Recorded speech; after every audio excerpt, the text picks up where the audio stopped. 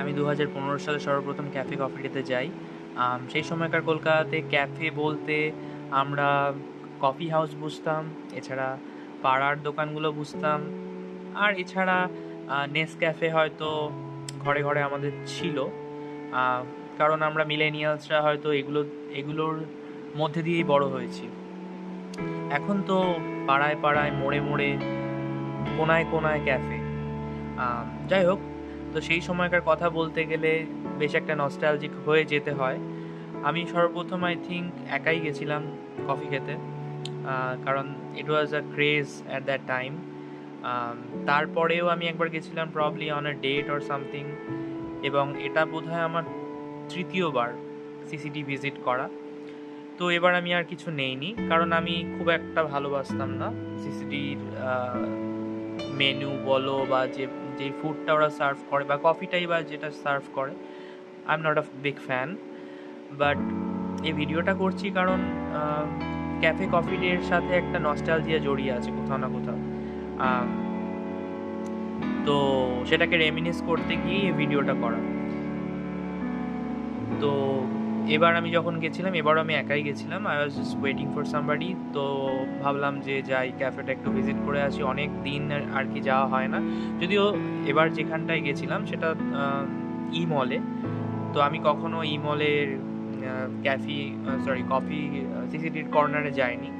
That was my first time. প্রথমবার যে আমি একেবারে প্রথমবার যখন গেছিলাম, সেই আউটলেটটা এখন পার্মানেন্টলি ক্লোজড হয়ে গেছে। সেটা আসলে প্রিন্স আনোয়ার শাহ রোড, মানে সাউথ সিটির একেবারে কাছেই ছিল, বাট সেই আউটলেটটা এখন আর নেই। তো ওটাতে আমার প্রথম অভিজ্ঞতা।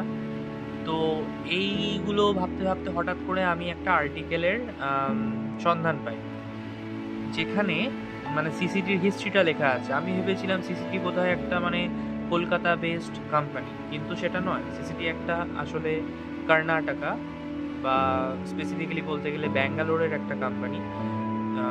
ভিজি সিদ্ধার্থ বলে একজন ছিলেন, একজন অন্টারপ্রেনার। তিনি আর কি এই কফি চেনটা শুরু করেছিলেন। তো কিন্তু একটা দুঃখের বিষয় আর খুবই শকিং একটা বিষয় আমি জানতে পারি, যে তিনি কিছু বছর আগে, আই থিঙ্ক 2019 সালে মারা যান। এবং বেসিক্যালি যেটা হয়েছিল, যতদূর জানা গেছে, উনি ওনার ড্রাইভারকে বলেছিলেন যে আম, কোনো একটা রিভার বা কোনো একটা লেকের কাছে গিয়ে, যেখানে একটা ব্রিজ ছিল, আহ, একটা এন্ডে ওনার ড্রাইভারকে উনি দাঁড় করিয়ে বলেছিলেন, আমি একটু আসছি, তুমি ওয়েট করো। তারপরে 1 ঘন্টা হয়ে যায়, উনি আর ফেরেন না। তো ভিজি সিদ্ধার্থ যখন ফিরলেন না 1 ঘন্টা পরেও, তখন ড্রাইভার বিচলিত হয়ে ওনাকে খুঁজতে শুরু করেন। পরে ওনার বডিটা সেই যে ব্রিজের নিচ দিয়ে যে নদীটা যাচ্ছিল, সেই নদীতে কিছু ফিশারম্যানরা খুঁজে পায়। তার কিছু সময় পরে একটা নোট পাওয়া যায়, যেই নোটে উনি ওনার যেসব শেয়ার হোল্ডাররা ইনভেস্ট করেছিলেন তাদের ব্যাপারে, এবং গভর্নমেন্ট অফ ইন্ডিয়ার ট্যাক্স ডিপার্টমেন্ট থেকে সেখানকার কিছু আহ, কর্মীরা, উচ্চপদস্থ কর্মীরা, তাকে অর্থনৈতিক জনিত কোনো কারণে, আহ, অর্থনৈতিক কারণে তাকে চাপ দিতে থাকে। তো এই জিনিসটা যখন আমি জানতে পারি, আমি খুবই শকড হয়ে যাই। আর এটাও আর কি জেনে খুব ভালো লেগেছিল আমার, যে আম, উনি ইন্ডিয়াতে, কর্ণাটকের মধ্যে প্রথম এরকম এন্টারপ্রেনিউর ছিলেন, যিনি আর কি এরকম এত বড় একটা কফি চেন শুরু করেছিলেন, হুইচ ইজ রিয়েলি কমেন্ডেবল। কিন্তু ওনার এই সাডেন ডেথ, আর যেটাতে মানে বেসিক্যালি উনি হি বেসিক্যালি কিল্ড হিমসেলফ, সেই জিনিসটা, এই যে হ্যারাসমেন্ট বা এই যে প্রেশার ইন্ডাস্ট্রি থেকে এসছে, বা যেভাবে আর কি ওনাকে চাপ দেওয়া হয়েছে সেই জায়গাটা থেকে আর কি, খুবই মানে স্যাডেনিং। তো এই সব কিছু মিলিয়ে মিশিয়ে ভাবলাম যে এটা হয়তো অনেকেই জানে না, সো এটা হয়তো জানলে, জানি না, মনে হলো যে হয়তো শেয়ার করাটা উচিত, কারণ আমি সত্যি জানতাম না এই ব্যাপারটা।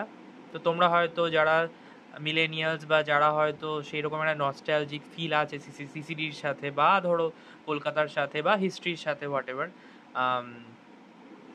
তারা হয়তো এটা একটু ইন্টারেস্টিং মনে করতে পারো। তো সেটাই খুব ইন্টারেস্টিং একটা ব্যাপার।